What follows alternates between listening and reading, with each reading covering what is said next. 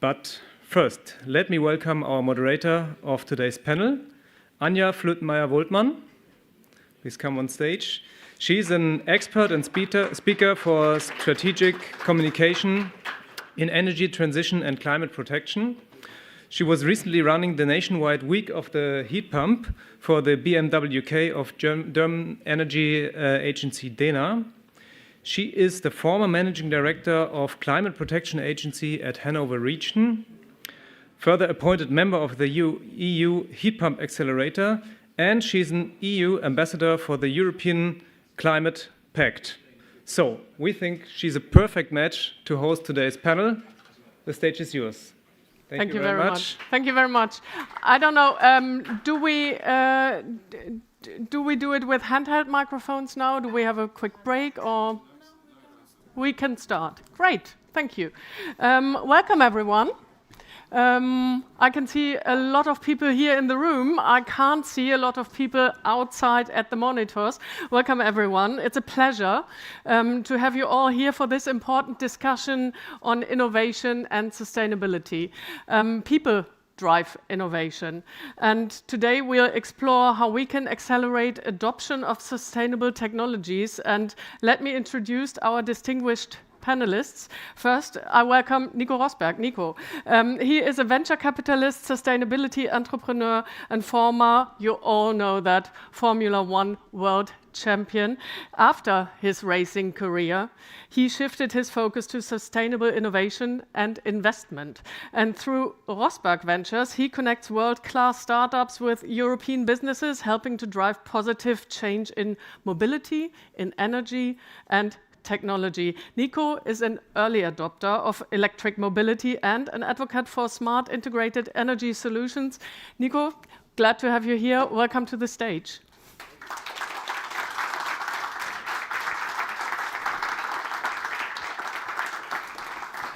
Take a seat, please. Next,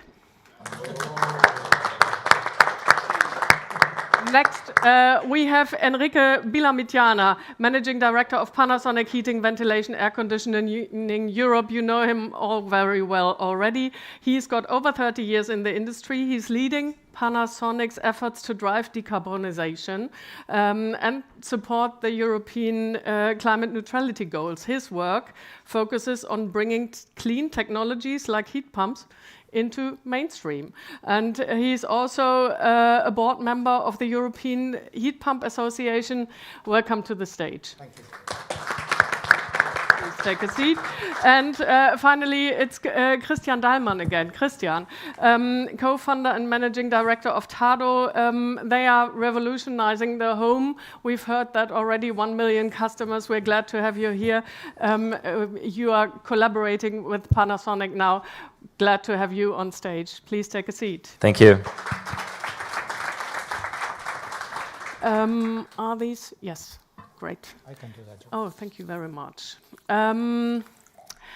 Nico, first question goes to you. What does it take, from your point of view, to convince people to adopt new technologies? It's all a bit difficult, isn't it? Getting people to change their ways. What do you make of it? Yeah, hello everybody. Pleasure to be here. And I am here because it is so important that we electrify the world now. That's absolutely critical. It's a critical time. And I have 2 daughters at home. They're 7 and 9. And so after my Formula One career, I'm really passionate now of being involved in projects where I can have a real impact, hopefully also to inspire my little children one day. And therefore, yeah, I mean, even this morning I was driving to the airport with the EQV down in my house. And if then you think about it, then 40% of the energy that was used to charge the battery of my EQV was from fossil fuels, you know, and that's not good. That's a disaster, you know. And there's this opportunity now to decarbonize, and this is why I love being here today to support this partnership between Tado and Panasonic. Panasonic being my rival in Formula One at the time. But I beat you. But now I hope we have success together. So it's great to be here. And you're bringing together with your ventures innovation, money, and companies. And how do you do that? And what drives you? Yes, I'm very involved in climate tech startups. So flywheels for energy storage or solar energy companies. And in fact, now thanks to this connection now with Panasonic, I very much look to engage also and introduce our startups, not only the ones where I'm invested, but also the ones that I see that they're leading the way, and introduce them as well to Panasonic. We just had a discussion before. There's so many synergies, and therefore I think that's also going to be a great possibility to collaborate. And I do a lot of work with the Technische Universität München, which is our best university in Germany. And Christian is one of our rock star founders from the Technische Universität München, correct? True. Yes. In fact, they always proudly talked about you. And so this is a super honor as well that now I can be sitting next to you here today and get to meet you. Because whenever they have PDF presentations, Tado is right up there from the Technische Universität München. So it's a great pleasure to meet you as well. Great. So we've got rock stars in the room, plenty, I see. How can Europe compete with the Silicon Valley? Because obviously we want to. And when it comes to innovation and scaling startups, what do you do? And how can we so compete? interestingly, as you said before, you were the one I think who said UK did it so well. Unfortunately, communication also is such a crucial aspect to accelerate this transition. And we often underappreciate that, and it starts from the government all the way down to someone like me, who also has so many millions of followers, and it's a great opportunity for me to support in educating also all of my followers. You have 1 million customers. I'm lucky I have even more followers on social media. I have 10 million. So there's a great opportunity, for me also to slowly but surely, communicate, because there's so many comparables. Electric vehicles, I'm there since the very beginning. I invested in Formula E since the get-go, which has also become a success. And also there was the worries. What about the range? What about the cost? And in heat pumps, it's the same. When I'm building my house, will I get enough electricity? Will it be too expensive to get the heat pump? So it's very comparable. And it's so important there to communicate very, very well, because that's the flywheel. That's really going to help the flywheel to get everybody embracing this movement. And then how many times I bought an electric car, my best friend, of course, also buys the electric car. So if my friend in Köln puts the heat pump, all his friends down the street will also put the heat pump. It's a dynamic which we really need to accelerate, and that's where I can also, thanks to my past, play a really big role. And in Europe, Silicon Valley, I'm there very often, and it's incredibly dynamic there, and we of course have our limitations here in Europe. The bureaucracy, we all know these, So again, together there, we just need to accelerate and bring a great dynamic there. And for example, now I'm involved supporting also in the startup world. It's called Project Europe. It was just started, and everybody in the startup community getting together. And it's all these kind of initiatives that we need to accelerate also in Europe. And maybe can I add here? So what we saw in the Netherlands for our smart thermostat rollout, the Netherlands now 30% of all households have smart thermostats installed. And what we saw that at about 15% penetration rate, there was an acceleration, because this is kind of a critical mass of adoption, around about 15 or maybe 20%. And after that, rollout goes faster because people start talking about this new product category. And something similar also needs to happen, of course, on the heat pump side and on the EV charging side. So I think we somehow need to reach these critical masses in adoption, and then we see the clear acceleration. It's actually quite well researched. The social tipping points, they begin to tip from 25%. It's been there for decades. But to get there, we will need subsidies and policies. And Enrique, what do you wish for? I want the 1 million friends of Nico. $1 million heat pumps. That's good. Okay, let's do that. Yeah. Yeah. In fact, I think first, I think it's very good, Nico, because you bet us with the Formula One. So then it's good you are with us now. So then let's win together. Yeah. I think I was repeating before. We need simple things. We need predictability. We need energy prices. We don't need big subsidies. Yes, we need subsidies that are not changing every second week. We need, and that is what you were saying before, Nico, what I was saying to you, we need communication. So it's not coming by itself. We need to repeat and repeat and repeat until the consumer is repeating the story to us. So it's a simple thing, difficult to implement, but I have a strong hope. I'm always saying inevitable success. Thank you. Nico, we need sustainable energy. You spoke of your 2 daughters. We also need innovation in sustainable energy. And why do you think this is more urgent now than ever? It's urgent because of the climate change, but there's also an enormous opportunity now, and this is again where I'm involved in the startups, and it's so fascinating, the inflections that we're going through now, which is the ones that you have captured as well with Tado. And that's what also communication is about, to make it exciting, bring across the excitement and opportunity set that there is at the moment, in this transition.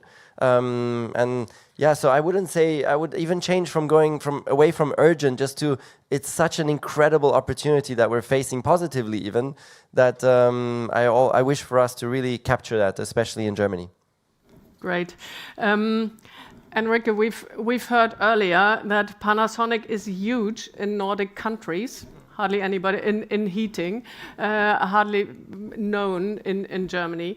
And more than 90% of heating systems in Japan are heat pumps. So what do people in Japan love about heat pumps, and what needs to happen for heat pumps to become the standard in Europe from your point of view? Okay, with taking the risk of repeating myself, okay, I think the first is the communication. So I think if you go to Japan, and we have several Japanese here, probably they have no doubt they need to buy a heat pump if they talk about domestic hot water. So, and that is supported by the policymakers, clearly, without any doubt. They don't need to think if we talk about Germany, if I will get the vote or not. It's clearly the way to move. Energy prices are good. The systems are affordable. So we are always talking about the same formula. If you make something well-known, publicly supported, affordable, with a short return on investment, the people goes for it. That's, I think, the recipe is a simple one.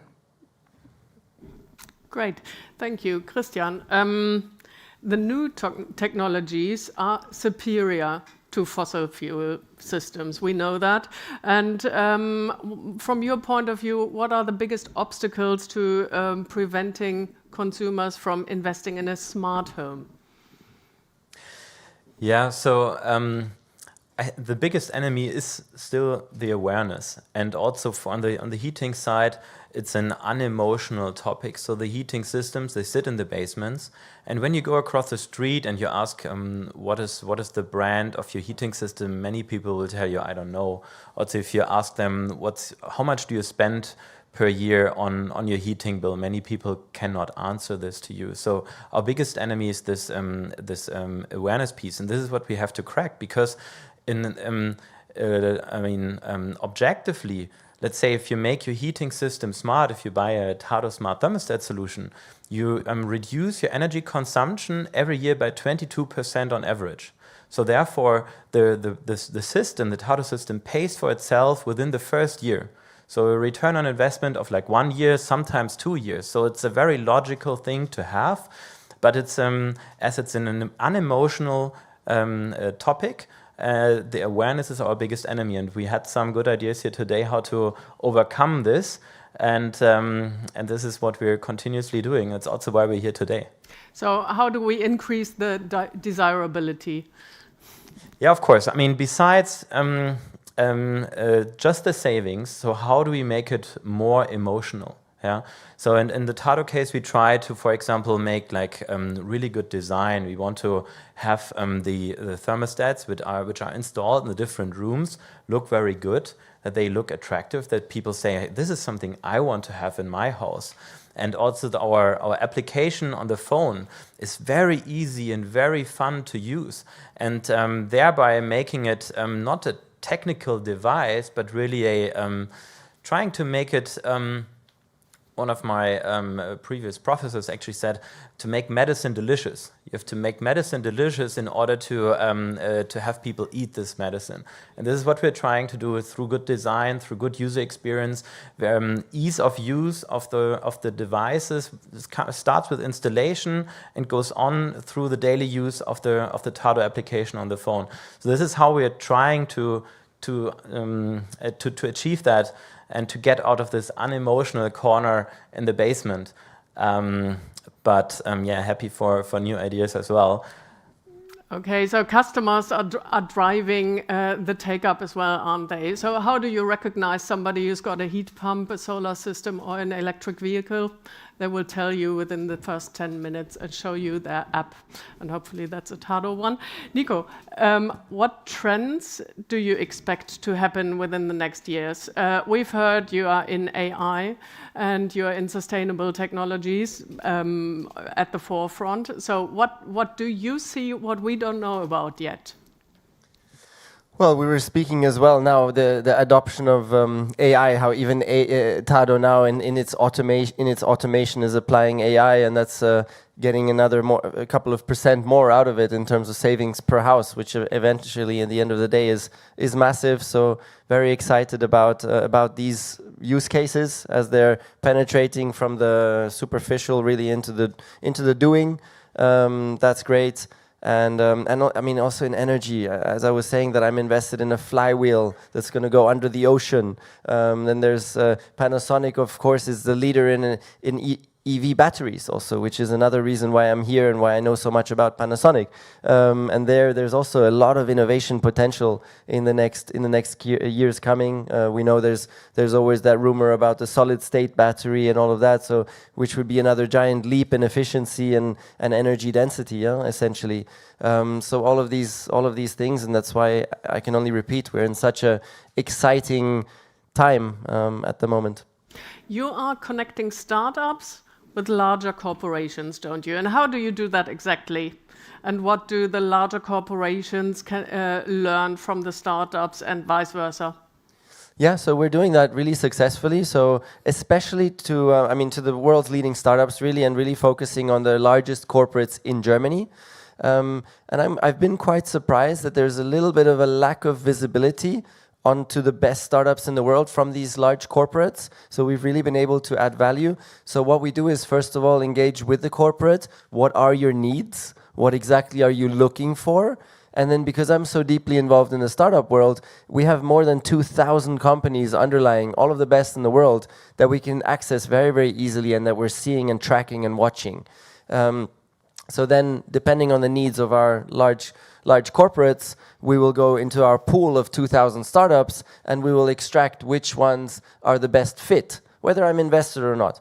And that has been working really well. We have a senior ex-partner from PwC who's now part of our management team, who's leading that value add. And it's been great. And some of the corporates we've been working with is someone like Henkel or SAP or Mercedes. And it's been a fantastic opportunity also to understand better what's happening out there in the market, what are the needs of our largest corporates in Germany, and that's something I hope to collaborate also with Panasonic with going forward. So you weren't involved in bringing together tado and Panasonic, as I understand. I wish I was, but I cannot say that I was. No, I was not at all. So Panasonic, Enrique, you did that yourselves together. And what role does industry collaboration play in accelerating the change of Panasonic, the change of markets? How do you work there? But if I go to this, the same similar question you gave to Nico and these collaborations with companies like Tado, I think it's in fact it's really enriching because it's a complete different way, right? So it's the freshness or the proactively and speed of a startup is very different of what the big corporations we are doing, and that's why probably Nico, what you said. So we are so concentrating in doing our job today that we are not having time to look outside. And I think that is, if I try to reply to your question is, yeah, I think it would be really good to get more about what's happening outside consistently, to open our eyes more to what is going much beyond. So I think it's definitely, I'm very interested in getting the view of what's happening outside to go out of what was happening yesterday. So I think that collaboration is really important. Yeah. Nico, you've been doing this for quite a while now, I think for 9 years or something. So what is, to generalize a bit, what do the larger corporations need? What does Europe need? And what have the startups got to offer from Europe and as well as the Silicon Valley? You're bringing these together, and what have you learned on your journey? One recent example is, of course, the need to become more and more accurate in carbon accounting, carbon footprint accounting, reporting, and especially in scope 3, which is highly complicated to get towards a greater accuracy there. And that is an example where in the startup world, they are at the forefront. And one company in particular, it's called Watershed, and that is the one that we have been very successfully connecting in Europe, who are doing a fantastic job and who are becoming somewhat of a gold standard there. And it's in scope 3, that is the place, thanks to their incredible data set that they have acquired and are learning on, that they are leading the way and are just definitely like the most accurate in estimating the exact scope 3 carbon footprint. So that's one example of where we've really been able to add value with our connecting and with the large corporates. So do you think that the larger corporations all over Europe you are in touch with are already on the journey to climate neutrality, or is the awareness still lacking in some areas? What would you make of it? It really depends. There's some who are really lagging still, and some others who are very dynamic. Because there's a lot of pressure building now from the government, from the consumers, and that's fantastic. This is accelerating that necessity. But of course, yeah, we still need more because everything is going too slow. We know that. But I'm optimistic. Yeah, Enrique, we know that the CO2 pricing is coming. ETS2 is coming in 27. People aren't that aware of it, but you can provide solutions for larger companies and their buildings, can't you? And is that a driver? Do they recognize that as a necessity to be done by 27, or at least having a great start and a good plan? I think yes. I think yes. So in fact, we have been introducing, as Jose presented before, R290 solutions, big size, and frankly speaking, the acceptance is very big. And I think that most of the corporations are aware. I will not say 100%, similar to what you say. Some are very aware and are moving very fast. Some of them not, but yes, I think in general there is a real acceptance of this type of solutions. And I think, and when I'm hearing, in fact, you and me went together to Heat Pump Accelerator, and what we heard, in fact, what we are needing is more solutions. So in fact, we are bringing a lot of solutions, but the market is requesting even more. So I think we have a big opportunity. I agree with what Nico said. The opportunity is huge. If we are able to move fast and bring those solutions, the market is going to reward because they are open to take them. Yeah.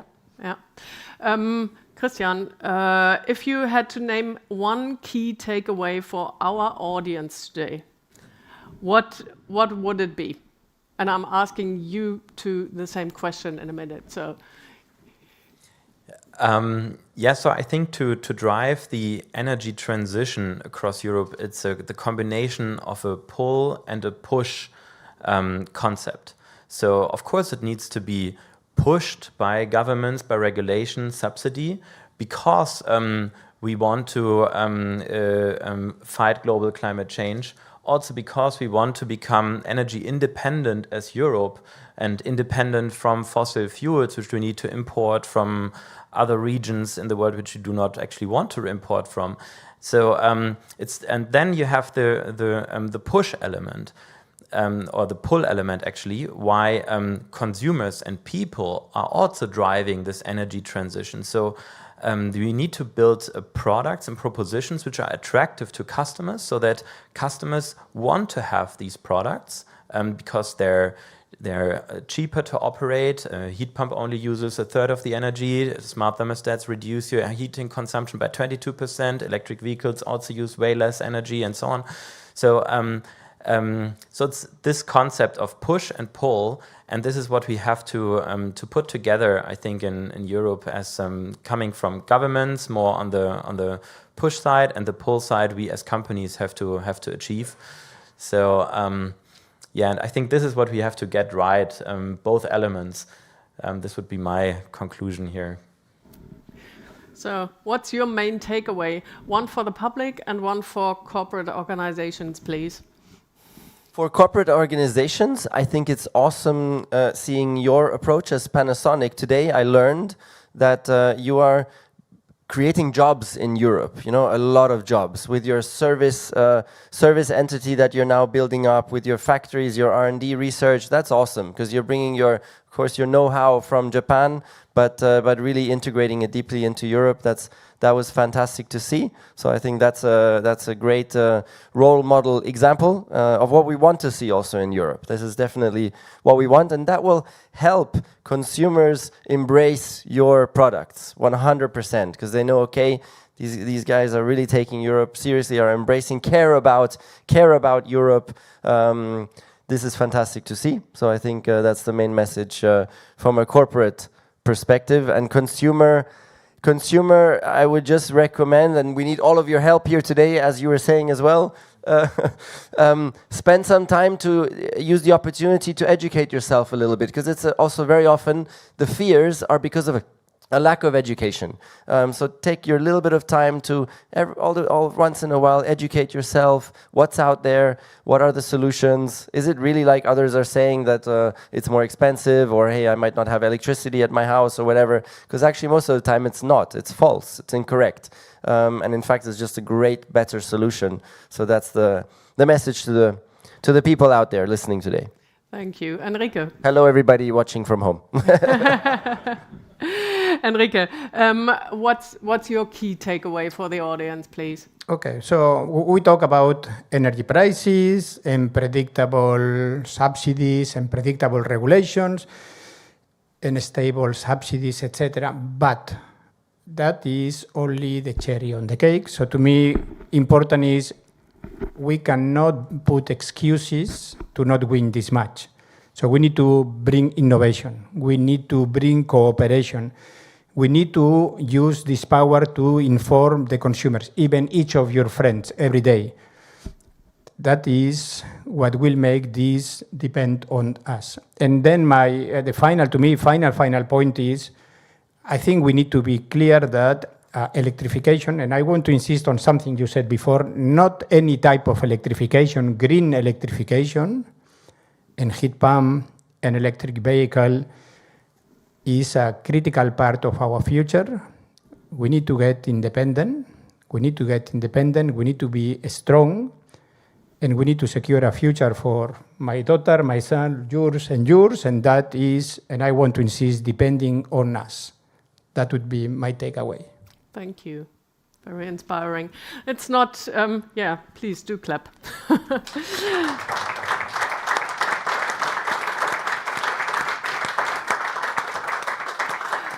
What we've learned today is, I think, one of the main takeaways is that we are stronger if we are collaborating and driving it with force, aren't we? So thank you all for this very inspiring discussion. And I think it's clear that innovation, policy, and consumer trust must go hand in hand. and then we are going to drive real change. And thanks to our panelists and our audience, we are seeing now a lot of that put into action. Thank you very much. Thank you very much. Thank you. Pleasure.